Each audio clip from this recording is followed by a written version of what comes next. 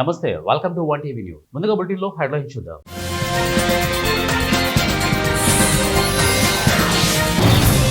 ఏలూరు జిల్లా శ్రీ గండిగులమ్మ పోతురాజు అమ్మవారి ఆలయంలో చోరీ, బంగారు వెండి ఆభరణాలు దోచుకెళ్లిన దుండగులు.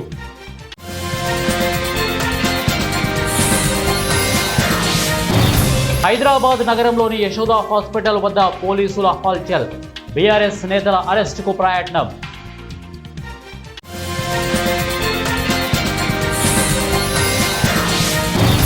కడప జిల్లా కాశీనాయన మండలం కత్తెరగండ్ల గ్రామ పంచాయతీ సభలో రసాభాస, వాగ్వివాదానికి దిగిన ఉభయ వర్గాలు. ఇక డీటెయిల్ చూద్దాం. హైదరాబాద్ నగరంలోని యశోదా హాస్పిటల్ వద్ద పోలీసులు హల్చల్ చేశారు. బీఆర్ఎస్ అధినేత కల్వకుంట్ల చంద్రశేఖరరావు హాస్పిటల్ కు వచ్చారని తెలుసుకున్న బీఆర్ఎస్వి అధ్యక్షుడు గెల్లు శ్రీనివాస్, ఉపాధ్యక్షుడు తొంగబాలు, కిషోర్ గౌడ్లు ఆయన పరామర్శించడానికి ఆసుపత్రికి వచ్చారు. ఈ విషయం తెలుసుకున్న పోలీసులు వారిని అరెస్టు చేయడానికి ప్రయత్నించారు. ఇక పోలీసుల తీరుపై మాజీ మంత్రి ఎమ్మెల్యే ప్రశాంత్ రెడ్డి తీవ్ర ఆగ్రహం వ్యక్తం చేశారు.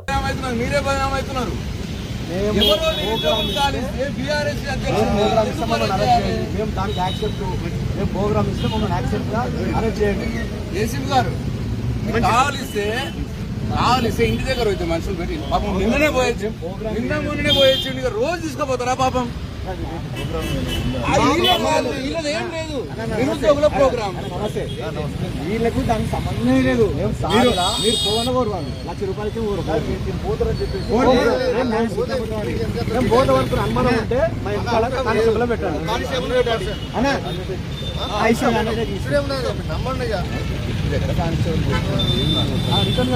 ఇప్పుడు పంపించండి. మేము ప్రోగ్రామ్ ఇస్తే 100% మీరు అన్నట్టు మమ్మల్ని అరెస్ట్ చేసుకొని ముందస్తు తీసుకొని మేము కూడా యాక్సెప్ట్ చేస్తాం. అది నిరుద్యోగులు ఇచ్చారు. రోజు మొన్న తీసుకపోయారు, నిన్న తీసుకపోయారు. రోజు ఇళ్ళలో ఉండండి. బిలీవ్ చేయండి. ఓడు దానికి సంబంధమే లేదు. చెప్తున్నా హైకోర్టు అడ్వకేట్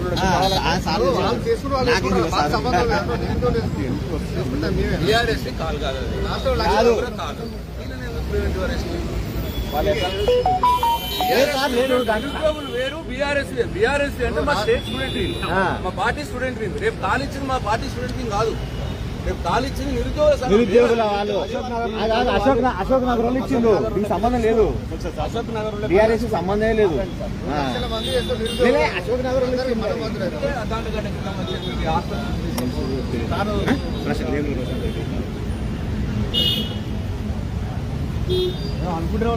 కడప జిల్లా పోరుమామిళ్ల పంచాయతీ నిధులు దుర్వినియోగంపై గ్రామ సభలో గొడవ చోటు చేసుకుంది. కాశీనాయన మండలం కత్తెరగండ్ల గ్రామ పంచాయతీలో గత 4 సంవత్సరాల నుంచి లక్షలాది రూపాయల నిధులు దుర్వినియోగం అయ్యాయని గ్రామ ప్రజలు పంచాయతీ అధికారులను నిలదీశారు. ఇక 4 సంవత్సరాల నుండి పంచాయతీకి లక్షలాది నిధులు మంజూరయ్యాయి. గ్రామంలోని పైప్ లైన్ల లీకేజీ పనులకు 60,000 ఎలా ఖర్చయిందని పరస్పరం గొడవపడ్డారు.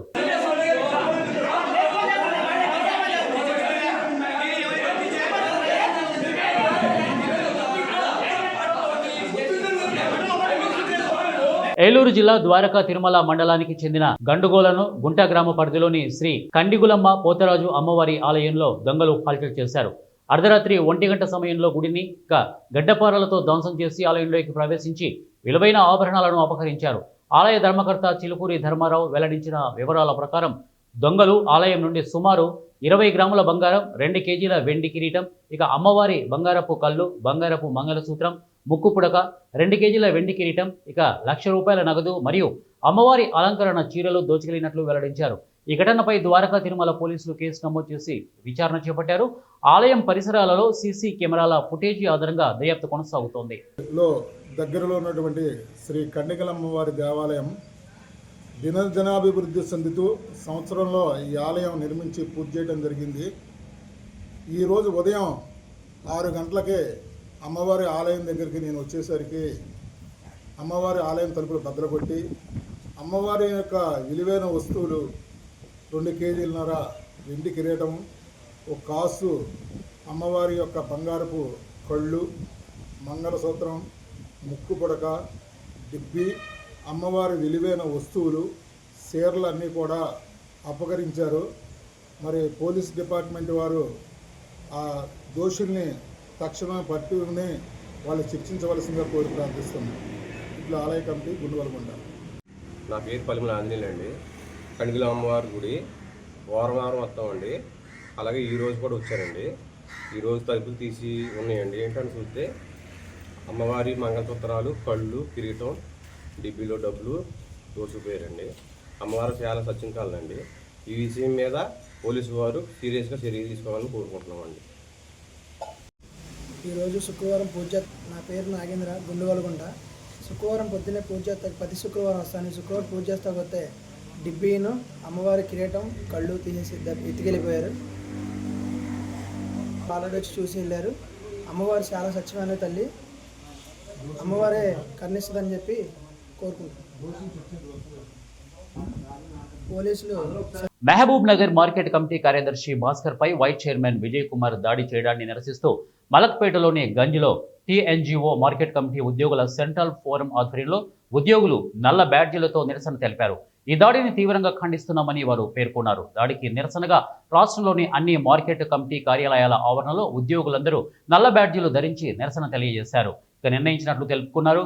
ఇక దాడి చేసిన వైస్ చైర్మన్ పై మార్కెటింగ్ శాఖ ఉన్నతాధికారులు చట్ట ప్రకారం చర్యలు తీసుకొని ఆయనను ఆ పదవి నుండి తొలగించాలని డిమాండ్ చేశారు. భవిష్యత్తులో ఇలాంటి సంఘటనలు పునరావృతం కాకుండా అన్ని రకాల ఆదేశాలు జారీ చేయాలని మార్కెట్ కమిటీ ఉద్యోగుల పక్షాన టీఎన్జీఓ మార్కెట్ కమిటీ ఉద్యోగుల సెంట్రల్ ఫోరం మార్కెటింగ్ శాఖ మంత్రిని, ప్రిన్సిపల్ సెక్రటరీని, సంచాలకులను కోరారు. చట్ట ప్రకారం లైసెన్సులు ఉన్న వారికే ఇవ్వడం జరుగుతుందని అక్కడ ఉన్నటువంటి రూల్స్ను వివరించే క్రమంలో మార్కెట్ కమిటీ వైస్ చైర్మన్ గారు విచక్షణ కోల్పోయి అక్కడ ఉన్నటువంటి కార్యదర్శి భాస్కర్ గారిని విచక్షణారహితంగా కొట్టడం జరిగింది.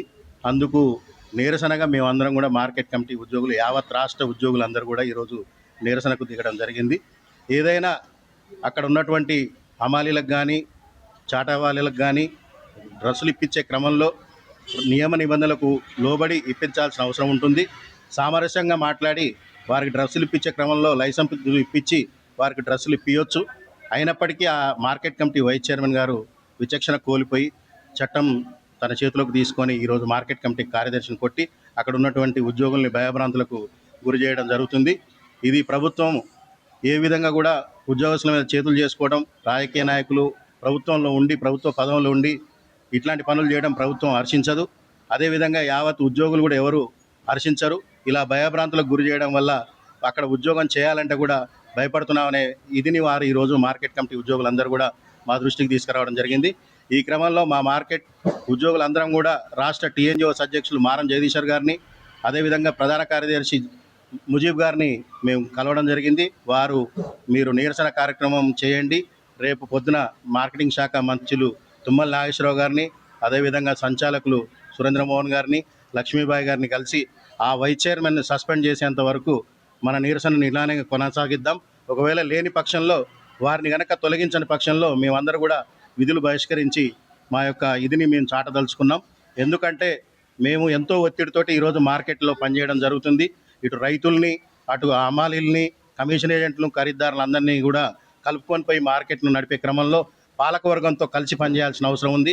ఆ పాలకవర్గమే యమపాశలై మా మీద దాడి చేస్తే మేము ఎవరికి చెప్పుకోవాలనే. ఏలూరు జిల్లా పట్టిసీమ ఎత్తిపోతల పథకం ప్రాజెక్టును రాష్ట్ర జలవనరుల శాఖ మంత్రి నిర్మల రామానాయుడు సందర్శించారు. పట్టిసీమ, తాడిపూడి ఎత్తిపోతల పథకాల మోటార్లు మంత్రి నిమ్మల రామానాయుడు ప్రారంభించారు. ఈ కార్యక్రమంలో Polavaram MLA Balaraju, Gopalapuram MLA Maddipati Venkataraju, Kovvur MLA Muppidi Venkateswararao, Rajanagaram MLA Battula Balaramakrishna పాల్గొన్నారు. అనంతరం పట్టిసీమ డెలివరీ పాయింట్ తాడిపూడి ఎత్తిపోతల ప్రాజెక్టు దగ్గర గోదావరికి మంత్రి నిమ్మల జలహారతి ఇచ్చారు. పోలవరం పనులు ఆగకుండా ఎక్కువ కాపర్ డ్యాంని బలోపేతం చేసేలా ఇక బట్రన్ డ్యాంని నిర్మిస్తామని మంత్రి వెల్లడించారు.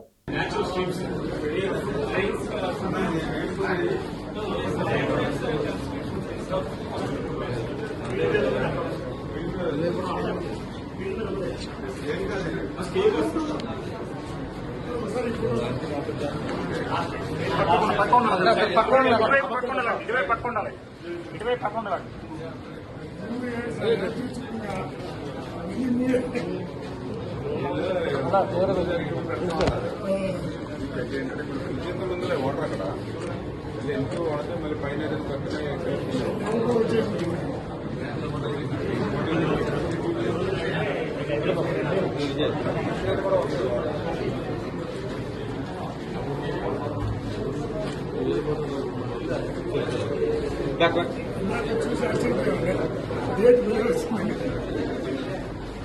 రంగారెడ్డి జిల్లా మహేశ్వరం మండల పరిధిలోని కేసీ తాండా ఎలక్ట్రానిక్ పార్కులో సుమారు 750 కోట్ల నిధులతో 3.7 ఎకరాల విస్తీర్ణంలో 2.3 లక్షల చదరపు అడుగుల్లో నిర్మించిన మలబార్ గోల్డ్ అండ్ డైమండ్ తయారీ పరిశ్రమను ముఖ్యమంత్రి రేవంత్ రెడ్డి ఐటీ శాఖ మంత్రి దుదిల్ల శ్రీధర్ బాబు ప్రారంభించారు. ఈ కంపెనీ ఏర్పాటుతో ప్రత్యక్షంగా పరోక్షంగా సుమారు 2000 మందికి ఉపాధి అవకాశాలు లభించనున్నాయి. ఇక్కడ పూర్తి స్థాయి స్కిల్ డెవలప్మెంట్ కేంద్రం, designing studio, research and development కేంద్రాన్ని ఏర్పాటు చేశారు. ఇక యూనిట్లో ఆటోమేటిక్ గిడ్డంగి సౌకర్యం ఉంది. ఇక కంపెనీలో 33% గ్రీనరీని ఏర్పాటు చేశారు. ఏడాదికి సుమారు 10 టన్నుల బంగారు ఆభరణాలు, 1.5 లక్షల క్యారెట్ల వజ్రాభరణాలు తయారు చేయగల సామర్థ్యం ఉందన్నారు. ఇటలీ, అమెరికా, జర్మనీ దేశాలకు చెందిన పరిశ్రమ నిపుణుల సహకారంతో ఇక సిఎన్సి యంత్రాలు, తాజా సాంకేతికతో కూడిన గొలుసు తయారీ, లేజర్ కట్ యంత్రాలున్నాయి. సుమారు 700 మంది స్థానికులకు ప్రత్యేక శిక్షణ ఇచ్చి ఉపాధి కల్పిస్తున్నారు. 2022లో అప్పటి ఐటీ మంత్రి కేటీఆర్ ఈ కంపెనీకి శంకుస్థాపన చేశారు. ప్రపంచవ్యాప్తంగా వివిధ దేశాలలో 14 కంపెనీలు ఉన్నాయి. దేశంలోని 8 చోట్ల మలబారు పరిశ్రమలు ఉన్నాయని వారు తెలిపారు. Karnataka, 4th place is Kerala, but manufacturing side, Malabar Gold is one of the best organization. Telangana రాష్ట్రంలో మీ మ్యానుఫ్యాక్చరింగ్ యూనిట్ని పెట్టడం ద్వారా సరైన రాష్ట్రంలో సరైన వ్యాపారాన్ని మీరు ప్రారంభించారు. ఈరోజు తెలంగాణ రాష్ట్రం పెట్టుబడులను ఆకర్షించే దిశగా తెలంగాణ రాష్ట్రం దేశంలోనే ఒక వ్యాపార కేంద్రంగా హైదరాబాద్ నగరాన్ని తీర్చిదిద్దాలని ఈరోజు మన ప్రభుత్వం ప్రయత్నం చేస్తుంది. అందులో భాగంగానే ముఖ్యంగా ఈ మహేశ్వరం ఈ ప్రాంతాన్ని 4వ నగరంగా భారత్ ఫ్యూచర్ సిటీ ప్రణాళికలతో ముందుకు వస్తుంది. ఒకప్పుడు కులీ కుతుబ్ షాలు హైదరాబాద్ నగరాన్ని నిర్మిస్తే, ఆ తర్వాత నిజాం నవాబులు హైదరాబాద్ సికింద్రాబాద్ను నిర్మిస్తే, ఆ తర్వాత చంద్రబాబు నాయుడు, రాజశేఖర రెడ్డి గారు సైబరాబాద్ని 3వ నగరాన్ని నిర్మించారు. ఇప్పుడు కాంగ్రెస్ ప్రభుత్వం 4వ నగరాన్ని భారత్ ఫ్యూచర్ సిటీని ఈరోజు ప్రపంచానికి అందించబోతుంది. ఆ భారత్ ఫ్యూచర్ సిటీ మహేశ్వరం శాసనసభ నియోజకవర్గ పరిధిలో ఉంది. 30,000 ఎకరాలతోని ప్రపంచంలోనే అధునాతనమైన నగరాన్ని ఇక్కడ నిర్మించడం ద్వారా ప్రపంచ దేశాలతో పోటీ పడే విధంగా చాలామంది మిత్రులు హైదరాబాద్, బెంగళూరుతో, ఢిల్లీతో, ముంబైతో, చెన్నైతో పోటీ పడాలి అని వివిధ సందర్భాలను ప్రస్తావిస్తుంటారు. కానీ పెట్టుబడుల కోసం ప్రపంచ నగరాలను సందర్శించినప్పుడు New York, Tokyo, Japan, Singapore, South Korea లాంటి నగరాలను, దేశాలను పర్యటించినప్పుడు హైదరాబాదు నగరం ప్రపంచంతోనే పోటీ పడగలుగుతుంది. హైదరాబాదు ప్రపంచంతో పోటీ పడగలిగిన నైపుణ్యత ఈ ప్రాంతంలో మన యువతలో ఉన్నది అని నేను, మా మిత్రులు శ్రీధర్ బాబు గారు భావించడంతో ఈరోజు భవిష్యత్ Being a Malabar group, we are present all over the world. We have 14 manufacturing locations in our country, and we have 400 stores. Now, our mission to be made in India, part of the world. We do all kind of products in our manufacturing, and we take care of all the jewelry with the finest quality and make the best product to the customer.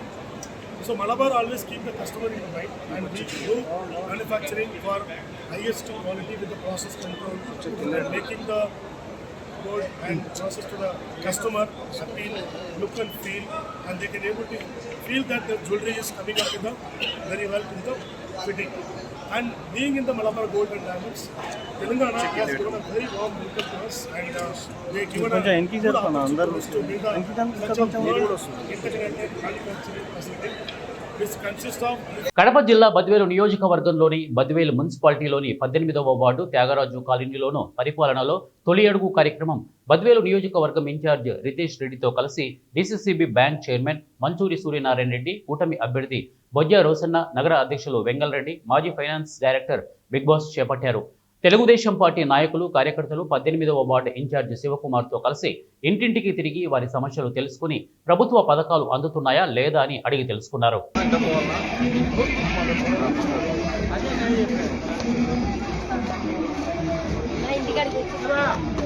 వీళ్ళు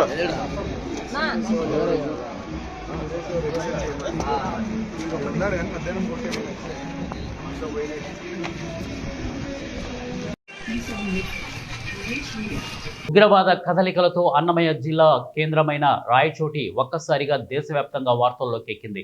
ఇద్దరు ఉగ్రవాదులు 30 ఏళ్ల నుంచి ఈ ప్రాంతంలోనే మకాం వేసి ఉన్నారనే సమాచారం బయటికి పొక్కడంతో ప్రజలంతా ఆందోళన చెందుతున్నారు. రాయచోటిలోని కొత్తపల్లి ప్రాంతంలో ఇల్లు అద్దెకు తీసుకొని చీరల వ్యాపారం చేసుకుంటున్న సోదరులు అబూబకర్ సిద్దికి, మహమ్మద్ అలీ తెర వెనుక భారీ బాంబు పేలుళ్లకు కుట్ర పడినట్లు ఇంటెలిజెన్స్ బ్యూరో గుర్తించింది. ప్రధానంగా 2011లో బీజేపీ అగ్రనేత ఎల్కే అద్వానీ రథయాత్ర సందర్భంగా మదురైలో బాంబులు పేల్చడానికి కుట్ర పడ్డారు. రథయాత్రలో పైపు బాంబుతో పేలుళ్లు జరపాలని పథక రచన చేయగా నాడు స్థానికులు గుర్తించి పోలీసులకు సమాచారం ఇచ్చారు. దీంతో బాంబులను నిర్వీర్యం చేశారు. 1995లో చెన్నైలోని చింతాద్రిపేట హిందూ మున్నాని కార్యాలయంపై బాంబు దాడి కేసులలోనూ ఇద్దరు సోదరులు నిందితులుగా ఉన్నారు. అదే ఏడాది పార్సిల్ బాంబు పేల్చిన కేసులోనూ 1999లో చెన్నై, తిరుచి, కోయంబత్తూరు, కేరళ ప్రాంతాల్లో వరుసగా 7 చోట్ల బాంబు పేలుళ్లు జరిపిన ఘటనలో వీరిద్దరూ ప్రధాన నిందితులు. 2012లో తమిళనాడులోని వేలూరులో డాక్టర్ అరవింద్ రెడ్డిని హత్య చేయడంలోనూ వీరిపై కేసులు ఉన్నాయి. 2013లో బెంగళూరు మల్లేశ్వరం బీజేపీ కార్యాలయంపై బాంబు పేలుళ్ల కేసులో నిందితులుగా ఉన్నారు. 1999లో తమిళనాడు, కేరళలో బాంబులు పేల్చడానికి కుట్ర పన్నిన ఘటనలో వీరిపై అభియోగాలున్నాయి. ఇక సోదరులిద్దరిపై తమిళనాడులో 10 వరకు కేసులు ఉన్నట్లు తెలుస్తోంది. వీరిని పట్టుకోవడానికి తమిళనాడు ప్రభుత్వంతో పాటు కేంద్ర ఇంటెలిజెన్స్ బ్యూరో అధికారులు కోట్ల రూపాయలు రివార్డు ప్రకటించారు. రాయచోటిలో ఉన్నారని ఐబీ పక్కా సమాచారం అందించింది. ఇక వారిని పట్టుకోవడానికి ఐబీ అధికారులు 2 నెలల నుంచి రాయచోటిలో మకాం వేశారు. మారు వేషాలతో తిరుగుతూ చిరుతిండ్లు విక్రయిస్తూ ఉగ్రవాదుల కదలికలు వారి ఇళ్లపై నిఘా పెట్టారు. ఎటకేలకు నిందితుల ఇళ్లను గుర్తించి స్థానిక పోలీసుల సహకారంతో ఇద్దరిని అరెస్టు చేసి చెన్నైకి తరలించారు. వీరి ఇళ్లలో పోలీసులు, ఐబీ అధికారులు తనిఖీలు చేయగా తీవ్రవాద కార్యకలాపాలకు సంబంధించి పుస్తకాలు, మందుగుండు సామగ్రి లభ్యమైనట్లు తెలిసింది.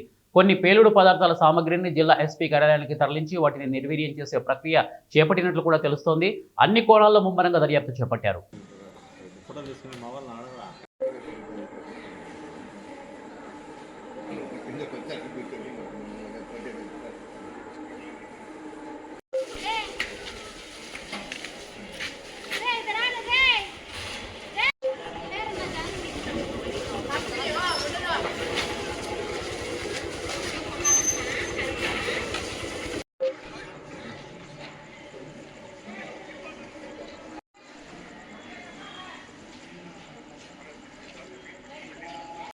ఇవే బులెటిన్ అప్డేట్స్. నెక్స్ట్ బులెటిన్లో కలుద్దాం. Until then keep watching 1 TV news. ప్రతి క్షణం ప్రజల పక్షం.